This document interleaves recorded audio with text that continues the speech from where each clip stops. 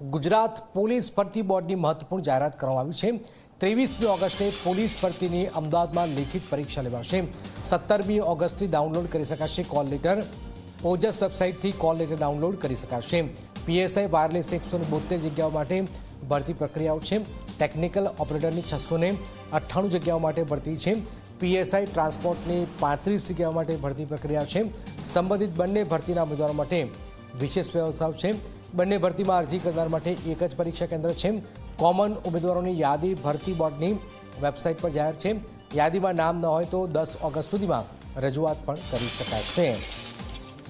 Gujarat police ભરતી બોર્ડની મહત્વપૂર્ણ જાણકારી હિતલ જોડાય। હિતલ, 23મી ઓગસ્ટે લેખિત પરીક્ષા લેવાશે। શું હાલમાં સમગ્ર અમને જાણકારી આવી રહી છે?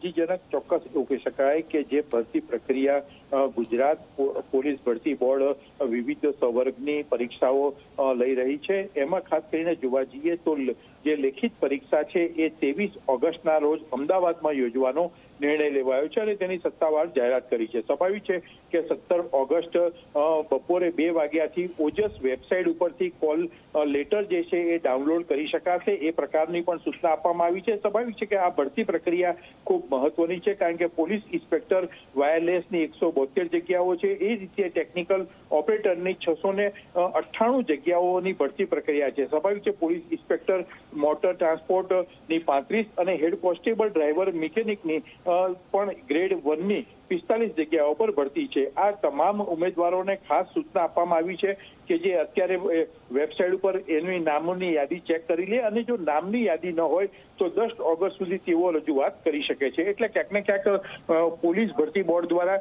સંપૂર્ણ રીતે પારદર્શક રીતથી લેખિત પરીક્ષા યોજી શકાય એટલા જ માટે આ સેન્ટર અમદાવાદ રાખવામાં આવ્યું છે અને એ સંલગ્ન તમામ વ્યવસ્થાઓ અને સૂચનાઓની જાહેરાત આપવામાં આવી છે। જી બિલકુલ બિલકુલ, આભાર હિતલ। એક મોટી જાણકારી હાલમાં હિતલ ગાંધીનગરથી આપી રહ્યા છે, જેમાં જે ભરતી છે એ 23મી ઓગસ્ટે અમદાવાદમાં લેખિતમાં પરીક્ષા લેવાશે।